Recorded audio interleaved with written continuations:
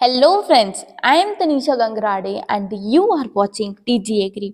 आज हम इस वीडियो में बात करने वाले हैं पेटेंट के बारे में। इसमें हम सबसे पहले पढ़ेंगे कि पेटेंट क्या होता है ना। हमें पेटेंट क्यों लेना चाहिए, why patent is so necessary for all of us. क्या हमें पेटेंट वर्ल्ड वाइड मिलता है या सिर्फ एक ही कंट्री के लिए होता है? पेटेंट की क्या क्या रिक्वायरमेंट्स है, पेटेंट के कितने टाइप्स है, पेटेंट किस किस चीज़ के लिए ग्रांट किया जाता है, और ऐसे कौन से इन्वेंशन है जिसके लिए हम पेटेंट नहीं देते हैं, या पेटेंट ओनर के पास कौन से राइट्स होते हैं, क्या उसके पास सभी राइट्स होते हैं और कौन से राइट्स नहीं होते हैं, पेटेंट्स की क्या लिमिटेशन है, अगर कोई पेटेंट मिलता है तो उसकी क्या प्रोसीजर है। ठीक है, उसके बाद हम देखेंगे कि इंडिया में पेटेंट सिस्टम की क्या जर्नी अभी तक रही है, कब शुरू हुआ है ना, अभी हम किस चीज़ को फॉलो कर रहे हैं। उसके बाद हम बात करेंगे इंडियन पेटेंट एक्ट 1970, जो कि बहुत इंपॉर्टेंट एक्ट है। उसके बाद इसके लिए कौन कौन सी treaties and foreign treaties responsible है। उसके बाद लास्ट में हम इस बात करेंगे वीपो के बारे में।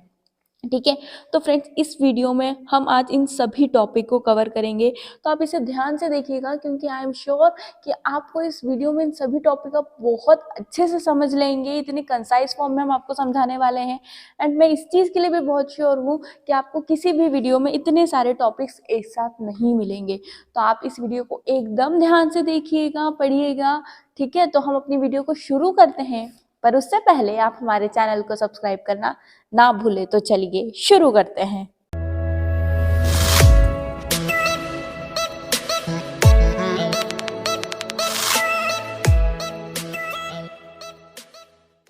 सबसे पहले है हम बात करेंगे पेटेंट की। पेटेंट कौन से वर्ड से लिया है, कौन सी लैंग्वेज से लिया है।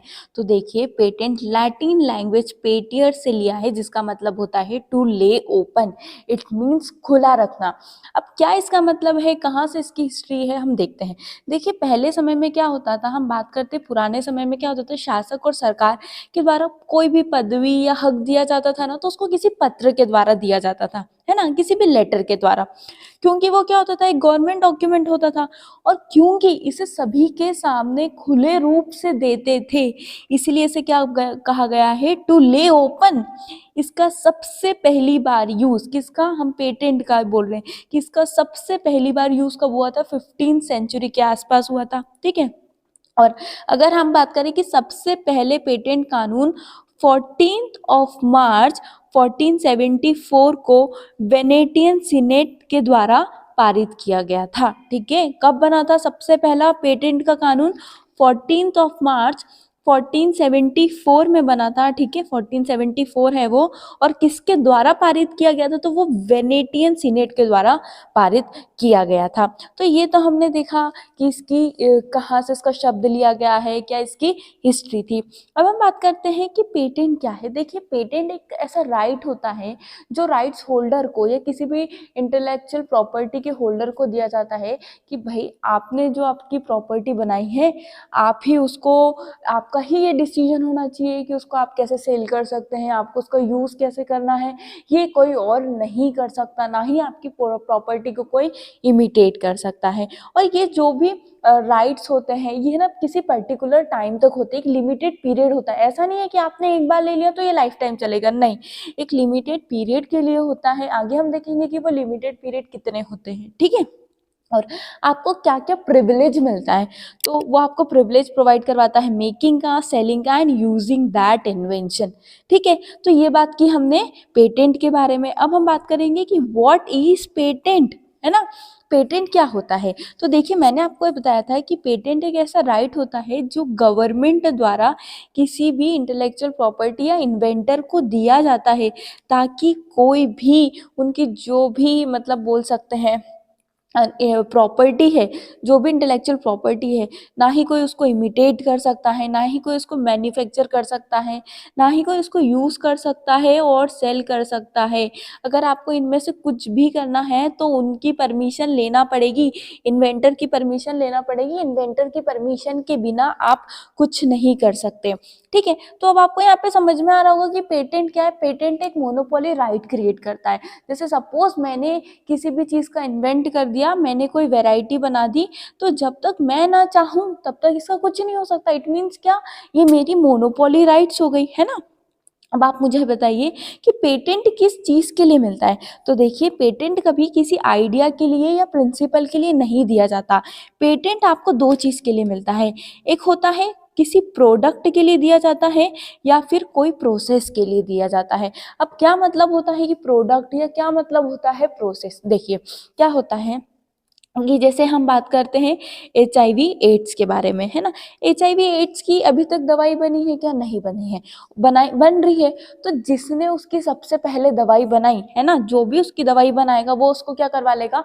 पेटेंट करवा लेगा। मतलब क्या है, वो एक प्रोडक्ट है जिसका उसने क्या करवा लिया, उसको अपना पेटेंट करवा लिया, कि ताकि कोई और इसको ना इमिटेट कर सके, ना मैन्युफैक्चर कर सके, ना सेल कर सके। उसके पास ही सिर्फ उसका राइट होता है। दूसरी बात क्या करी मैंने आपसे? प्रोसेस के बारे में, है ना। किस किस के लिए दिया जाता है? एक प्रोडक्ट जो मैंने अभी आपको बताया, दूसरी होती है प्रोसेस। अब प्रोसेस कैसी? अब देखिए, जैसे हम जानते हैं कि जो हमारी कैंसर है, कैंसर के लिए जो हमारी मेडिसिन है वो बन चुकी है। अब जैसे कोई सपोज दवाई को बनने में लगते हैं 20 साल, 30 साल, कितने भी टाइम लगता है, ठीक है। हम सपोज 20 ईयर्स कंसिडर कर लेते हैं। पर किसी और पर्सन ने एक ऐसी प्रोसेस बनाई कि इस कैंसर की दवाई को 20 साल न लगते हुए सिर्फ ये 1 साल में बन गई, ठीक है। मतलब कोई भी उन्होंने ऐसे केमिकल्स की रिएक्शन करवा दी, कोई भी उन्होंने मतलब ऐसा कुछ भी करवा दिया, कैटलिस्ट का रिएक्शन करवा दिया, ताकि वो 20 साल में न बनते हुए 1 साल में बन गई। तो ये एक प्रोसेस हो गई। तो याद रखिए, पेटेंट किसको दिया गया? दो चीज को देते हैं, किसी प्रोडक्ट के लिए दिया जाता है या फिर किसी प्रोसेस के लिए दिया जाता है। ये किसी आइडिया के लिए या प्रिंसिपल के लिए नहीं दिया जाता। ओके। अब ये मैंने आपको बताया था कि ये पर्टिकुलर टाइम के लिए होता है, तो मेनली ये 15 से 20 साल के लिए होता है, ठीक है। उसके बाद आपको हर 20 साल के बाद आपके पेटेंट को रिन्यू करवाना होता है। अगर आपने 20 साल के बाद पेटेंट रिन्यू नहीं करवाते हैं तो वो पब्लिक डोमेन में आ जाता है, फिर वो कोई भी यूज कर सकता है, ठीक है। तो ये बात हमने करी पेटेंट की, कि पेटेंट क्या होता है, पेटेंट किस चीज के लिए दिया जाता है। हमें लगता है किसी भी इंटेलेक्चुअल प्रॉपर्टी के लिए दिया जाता है, नहीं, ये सिर्फ दो चीज के लिए दिया जाता है। हमने बात करी, किसकी बात करी? हमने बात करी कोई प्रोडक्ट होना चाहिए या फिर कोई प्रोसेस होना चाहिए, ठीक है।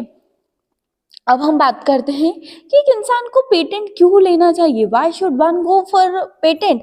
देखिए क्या होता है कि हम बहुत मेहनत से कोई भी इन्वेंशन करते हैं, अगर उसकी इन्वेंशन किसी भी द्वारा लीक हो गई तो कोई और भी उसका यूज कर लेगा, है ना। तो फिर इस चीज को रोकने के लिए, है ना, उसके बाद क्या होता है, जो कॉम्पिटिटर्स होते हैं ना, वो सीक्रेटली एक्सप्लॉइटेशन करने लगते हैं। तो किसी भी इन्वेंटर की जो इन्वेंशन है उसका सीक्रेट एक्सप्लॉइटेशन ना हो पाए, उसको प्रिवेंट करने के लिए हमें पेटेंट लेना हो पाता है, ठीक है। और अगर एक बार हमें पेटेंट मिल जाता है ना, तो जो भी पेटेंटी होता है, ठीक है, वो अपने इन्फ्रिंजर्स के अगेंस्ट लॉफुली एक्ट कर सकता है, एनफोर्स कर सकता है। जैसे कि सपोज आपने कोई इन्वेंशन करी, ठीक है, फिर भी मैंने क्या करा, उसका यूज कर लिया, मैंने उसको मैन्युफैक्चर करके खुद अपने नाम से बेचने लग गई, तो आप क्या कर सकते हो? आप पेटेंट होल्डर हो, आप मेरे पे क्या कर सकते हो, आप मेरे पे लॉफुली आप कोर्ट में केस कर सकते हो कि मेरे पास पेटेंट है, इसने कैसे यूज कर लिया, ठीक है। तो कोई भी एक पेटेंटी लॉफुली एनफोर्स कर सकता है। उसके बाद जो पेटेंट होता है वो मॉनेटरी रिवॉर्ड क्या करता है, ग्रांट करवाता है। तो ये ज़रूरत है हमें पेटेंट की। अगर पेटेंट नहीं होगा तो फिर बहुत सारी चीज़ों का गलत यूज़ हो सकता है ना। अब हम बात करते हैं कि हमें पेटेंट की क्यों ज़रूरत है, वाई पेटेंट इज़ नेसेसरी। देखिए सबसे पहले रिसर्च एंड डेवलपमेंट को एनकरेज करने के लिए, ठीक है। उसके बाद कि कोई भी इन्वेंटर अपनी इन्वेंशन को डिस्क्लोज कर पाए, क्योंकि देखिए बहुत बार डर होता है कि यार मैंने अपनी इन्वेंशन को डिस्क्लोज कर दिया, अब सेम चीज़ किसी और ने भी बना ली तो, है ना। तो कोई भी इन्वेंटर अपनी इन्वेंशन को इजीली डिस्क्लोज कर पाए, तो इसीलिए पेटेंट की ज़रूरत होती है, ठीक है। ये क्या करता है, कैपिटल इन्वेस्टमेंट को स्टिमुलेट करता है, टेक्नोलॉजी डेवलपमेंट को एनकरेज करता है। क्योंकि मैंने आपको बताया यहाँ पे मोनोपोली क्रिएट हो गई, मोनोपोली क्रिएट हो गई तो मतलब क्या हुआ, इकोनॉमिक डेवलपमेंट हुआ, इकोनॉमिक डेवलपमेंट, टेक्नोलॉजिकल डेवलपमेंट। तो अगर हमें डेवलपमेंट में जाना है, ठीक है, तो हमें पेटेंट की बहुत ज़्यादा आवश्यकता होती है, ठीक है। उसके बाद ये न्यू इंडस्ट्रीज के एस्टेब्लिशमेंट में भी एनकरेज करता है। तो ये हमने बात करी why patent is necessary, okay. उसके बाद हम बात करते हैं नीड ऑफ पेटेंट, कि हमें पेटेंट की क्यों ज़रूरत है। तो मैंने आपको बताया था कि हमें इसलिए ज़रूरत है कि हमें किसी की भी क्रिएटिविटी को प्रोटेक्ट करना होता है, ठीक है। हम चाहते हैं कि हमारी किसी भी इन्वेंशन को कॉपी नहीं किया जाए, जो उसका रियलिटी में है, जो उसका ओरिजिनल इन्वेंटर है, वही उसके लिए क्या हो, पात्र हो। हर कोई इंसान अगर ऐसी कॉपी करने लग गया तो फिर जिसने रियल में बनाया होगा, जिसने इतनी मेहनत करी होगी, उसका क्या काम है ना। तो कोई भी उसको कॉपी नहीं कर पाए, इसलिए पेटेंट की ज़रूरत होती है। और लास्ट में टू रिवॉर्ड द इन्वेंटर। तो ये बात हमने करी नीड ऑफ पेटेंट, है ना। अब हम बात करेंगे क्या ना पेटेंट भी ऑब्टेन वर्ल्ड वाइड। क्या अगर हमने एक कंट्री में पेटेंट ले लिया तो क्या वो पेटेंट हर कंट्री में होगा? क्या ऐसा हो सकता है? नहीं। देखिए, अगर सपोज मैं इंडिया में किसी इन्वेंशन का पेटेंट लेती हूँ तो वो जो पेटेंट है सिर्फ इंडिया तक ही सीमित होगा। आपका जो भी इन्वेंशन है ज़रूरी नहीं है कि वो अमेरिका, ऑस्ट्रेलिया, कनाडा में भी उसका पेटेंट हो, नहीं। आपको जिस भी कंट्री में उसका पेटेंट लेना है ना, तो आपको हर जगह, हर कंट्री में क्या करना पड़ता है, पेटेंट फाइल करना पड़ता है, ठीक है। तो देखिए, नो वर्ल्ड पेटेंट एग्जिस्ट, कोई भी वर्ल्ड का पेटेंट एग्जिस्ट नहीं करता। ये क्या होता है, इंडिया कंट्री टू कंट्री होता है, ठीक है। तो अगर आपको ऐसा क्वेश्चन पूछ लिया जाए कि क्या बताइए पेटेंट वर्ल्ड वाइड ऑब्टेन किया जा सकता है, तो इसका आंसर है नहीं, पेटेंट को वर्ल्ड वाइड नहीं किया जा सकता। अब हम बात करते हैं कि आप पेटेंट ले रहे हैं तो पेटेंट की कुछ रिक्वायरमेंट तो होगी, ऐसे ही तो आपको पेटेंट मिल नहीं जाएगा। तो देखिए, सबसे पहले होता है नोवेल्टी होना चाहिए, उसमें इन्वेंटिवनेस होना चाहिए, उसका कोई इंडस्ट्रियल एप्लीकेशन या यूजफुलनेस होना चाहिए, उसकी कुछ पेटेंटेबिलिटी होना चाहिए और उसका कुछ डिस्क्लोजर होना चाहिए। अब ये क्या होता है, अब हम आगे देखते हैं कि what does it means. Okay, देखिए, सबसे पहले नोवेल्टी, नोवेल्टी से ही हमको समझ में आ रहा है नोवेल्टी मतलब कुछ, कि अगर आपने कुछ बनाया है, कुछ आपकी इन्वेंशन है, तो वो कुछ न्यू होना चाहिए, है ना। ऐसा नहीं है कि बस आपने किसी पुरानी इन्वेंशन को तोड़ मरोड़ के दे दिया, ऐसा नहीं होता है, वो कुछ न्यू होना चाहिए, ठीक है। उसके बाद उसमें कुछ इन्वेंटिवनेस होना चाहिए, it should not be obvious to person, है ना। अब देखिए, ऑब्वियस कैसे पर्सन मैं आपको बताती हूँ। जैसे आपने क्या करा, एक गिलास पानी लिया, उसमें आपने नमक डाल दिया, है ना। अब आप बोल रहे हैं कि देखिए पानी में नमक डाला तो ये खारा हो गया, अरे ये तो सबको ही पता है, it is very obvious to the person, है ना। तो ये कैसा होना चाहिए, वो नॉन ऑब्वियसनेस होना चाहिए। ऐसा नहीं है कि वो चीजें सबको पता हो, है ना। सिर्फ आप बना रहे हैं तो आप ही उसको पता होना चाहिए।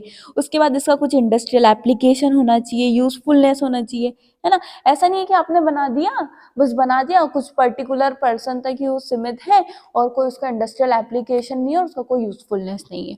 तो आप जो भी पेटेंट, जिस भी चीज़ का पेटेंट ले रहे हैं, तो उसकी कुछ इंडस्ट्रियल एप्लीकेशन और उसका यूजफुलनेस भी होना चाहिए, ठीक है। अब हम बात करते हैं पेटेंटेबिलिटी की। देखिए, जो भी इन्वेंटर अपनी किसी भी इन्वेंशन का अगर पेटेंट ले रहा है तो वो इंडियन पेटेंट एक्ट 1970 के अंडर आना चाहिए। अगर वो इस एक्ट के अंडर नहीं आएगा तो आपको अपनी इन्वेंशन के लिए पेटेंट नहीं मिल पाएगा। देखिए, जब स्टार्टिंग में इंडियन पेटेंट एक्ट बनाया गया था ना, तब वो है ना फार्मास्यूटिकल फूड्स एंड एग्रोकेमिकल्स के लिए पेटेंट नहीं देते थे। उन्होंने बोल दिया था कि नहीं, हम इसके लिए नहीं देंगे। पर क्या हुआ, जब उसका अमेंडमेंट आया, कब, इंडियन पेटेंट एक्ट 1999 में, है ना, तब क्या हुआ, कुछ स्पेसिफाई मेडिसिन ड्रग्स को छोड़कर सभी पर पेटेंट को लागू कर दिया गया, ठीक है। उसके बाद हम बात करते हैं डिस्क्लोजर की। What does it mean. देखिए, क्या होता है, जब भी एक इन्वेंटर अपने इन्वेंशन का पेटेंट दिलवाने जाता है ना पेटेंट ऑफिस में, तो उसको पूरा डिस्क्राइब करना होता है कि देखिए ये ऐसा है, ठीक है। उसको सफिशिएंट डिटेल्स उसका है कि उसको, वो ऐसा नहीं है कि बस कुछ भी लिख दे, उसको सफिशिएंट डिटेल्स देना होती है, ठीक है। तो ये सारी रिक्वायरमेंट्स है पेटेंट की। सबसे पहले हमने देखा क्या, इसमें कुछ नोवेल्टी होना चाहिए, है ना, इसका इंडस्ट्रियल एप्लीकेशन और यूजफुलनेस होना चाहिए, इसकी कुछ इन्वेंटिवनेस होना चाहिए, कुछ नॉन ऑब्वियसनेस, है ना। उसके बाद हमने करी पेटेंटेबिलिटी की और लास्ट में हमने बात करी डिस्क्लोजर की। तो ये क्या क्या है, ये सभी उसकी रिक्वायरमेंट्स होती है। अब हम आगे चलते हैं। अब हम बात करते हैं टाइप्स ऑफ पेटेंट के बारे में। देखिए इसमें मेनली 3 टाइप्स होते हैं। कौन कौन से? यूटिलिटी पेटेंट, डिजाइन पेटेंट और प्लांट पेटेंट। देखिए यूटिलिटी पेटेंट का क्या मतलब है? यूटिलिटी हो, कोई यूटिलाइजेशन हो। देखिए वो किसी के लिए भी हो सकता है, वो किसी यूजफुल प्रोसेस के लिए हो सकता है, मशीन के लिए हो सकता है, आर्टिकल के लिए हो सकता है, या कंपोजिशन ऑफ मैटर के लिए भी हो सकता है। सेकेंड हमने बात करी डिजाइन पेटेंट के बारे में। देखिए डिजाइन पेटेंट ऐसे इन्वेंटर को दिया जाता है जो कोई न्यू, ओरिजिनल या ऑर्नामेंटल डिजाइन को इन्वेंट करता है।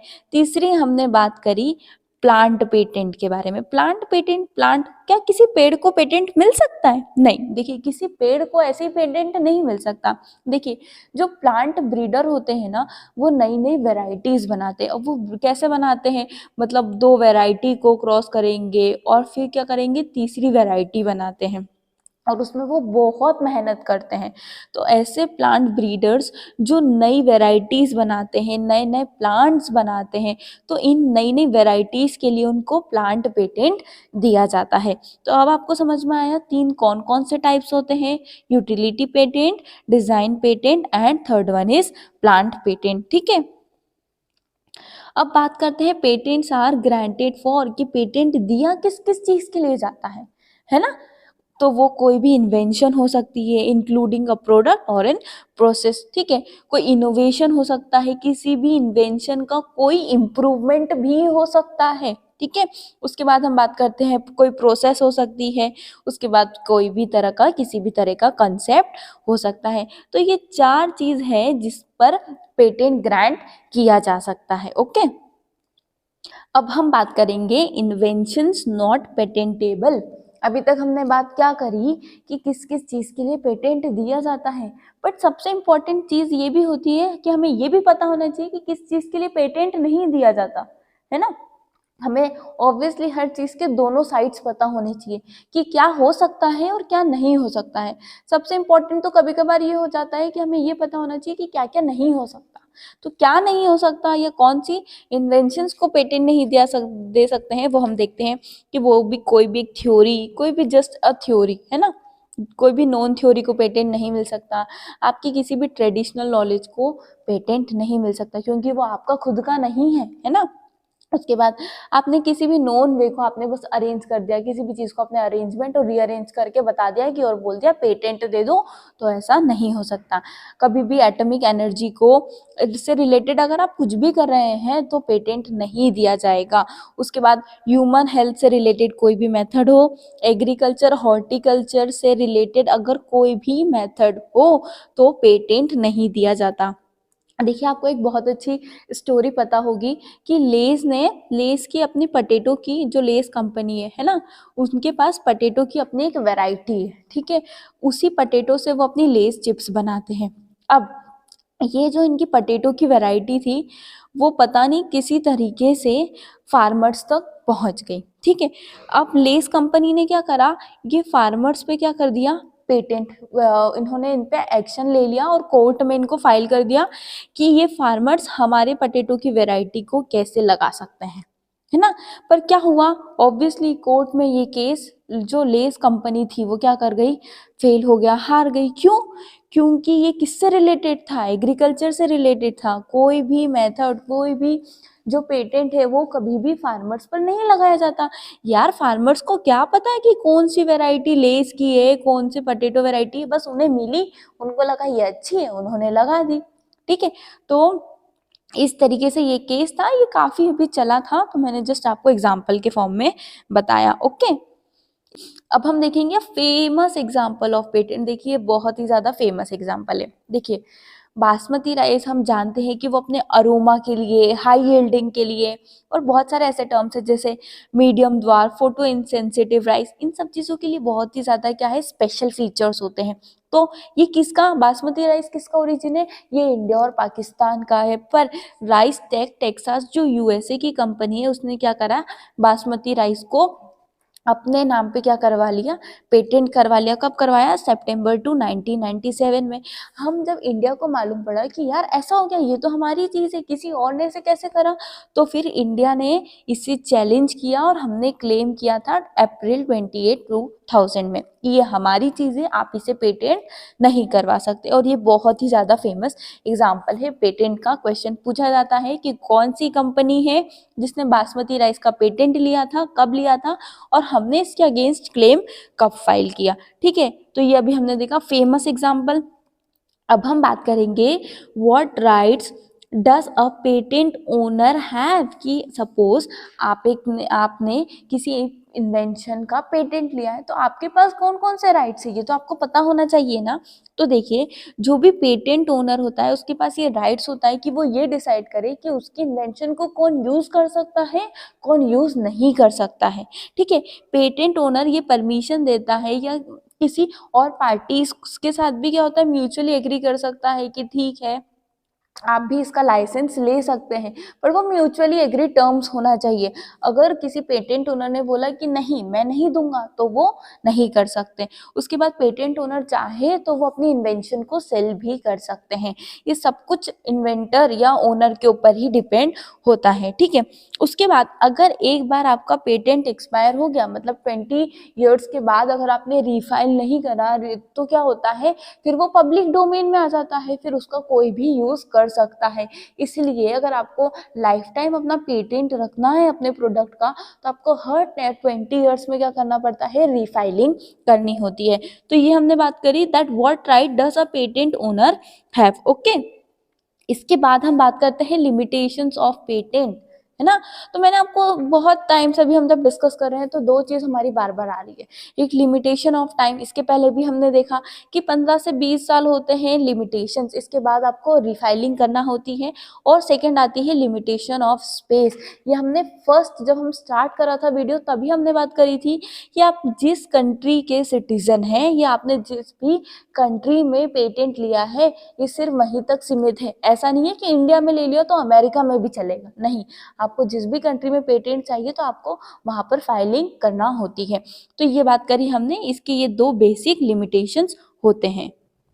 इसके बाद हम बात करते हैं कि पेटेंट कैसे ग्रांट किया जाता है, क्या क्या इसकी प्रोसीजर्स होती है ना, किस तरह हम इसको फाइल करते हैं। तो सबसे पहले क्या करना पड़ता है, हमको पेटेंट की फाइलिंग करना पड़ती है। उसके बाद हमको एक पेटेंट स्पेसिफिकेशंस होते हैं कि वो बोलेंगे ये चीज़ें होना चाहिए, तो हमें वो प्रिपेयर करना होता है। हमें जो नेसेसरी डॉक्यूमेंट्स एंड फॉर्म्स होते हैं वो प्रिपेयर करना होता है। ठीक है, और फिर हम क्या करते हैं, ये जो भी चीज़ें हमने प्रिपेयर की है फिर हम उसको सबमिट करते हैं। ठीक है, उसके बाद जो भी पेटेंट की प्रोसिक्यूशन प्रोसेस होती है उसे हम फॉलो करते हैं।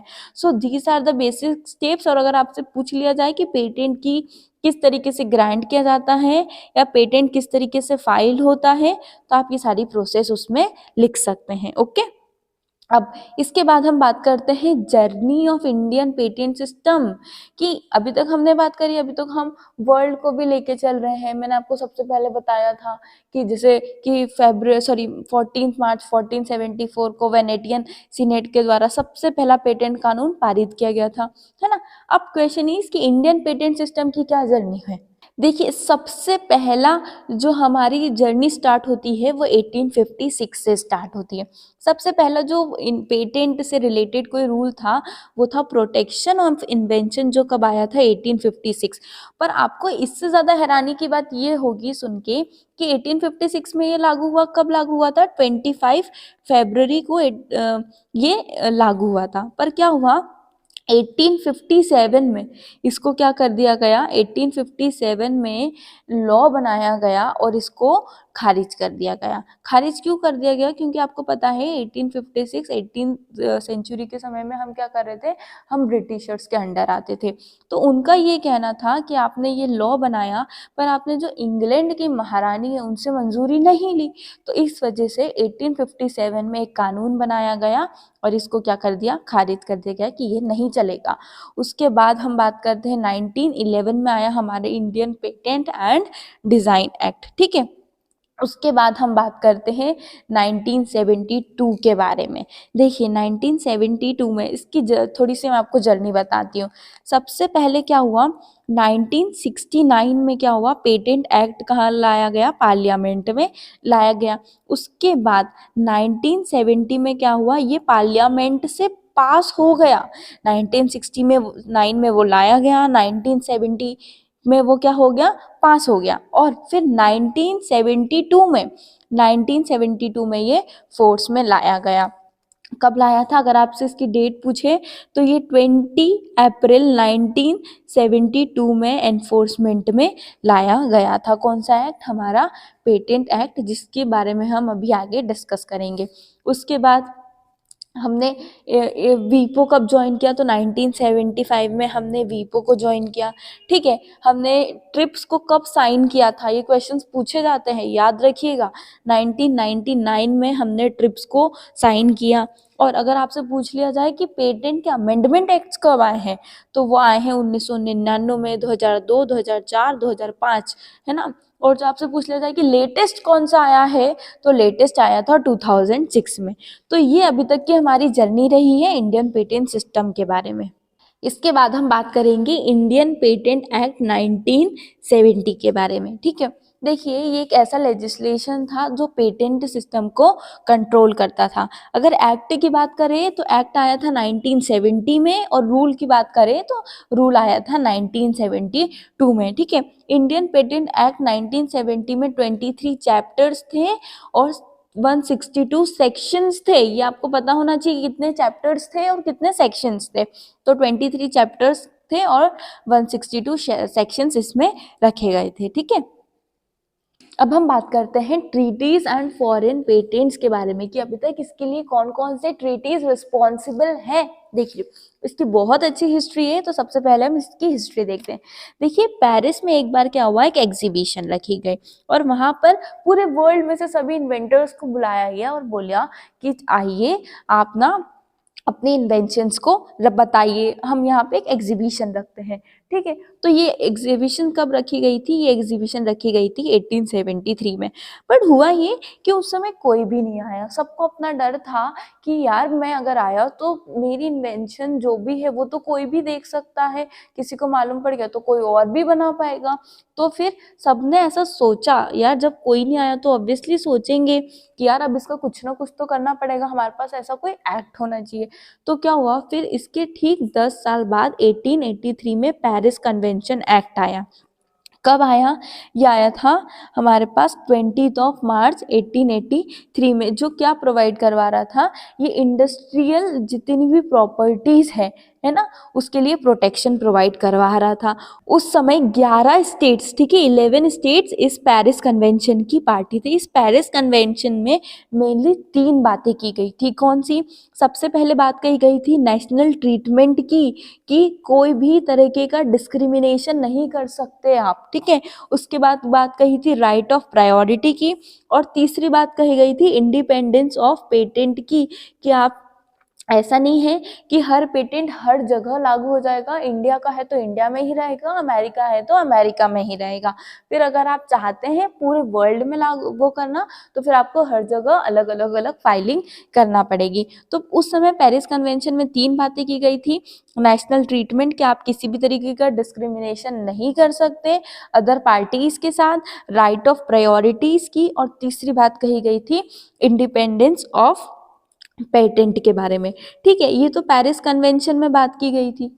उसके बाद जो हमारी ट्रीटी आई, वो हमारी ट्रीटी आई थी पेटेंट कोऑपरेशन ट्रीटी। अब क्या काम था, देखिए क्या होता था कि भाई पेरिस कन्वेंशन आया तब तो ऐसी कुछ बात नहीं रखी गई, तब तो बोल दिया कि हर कंट्री में आपको जाके करवाना पड़ेगा।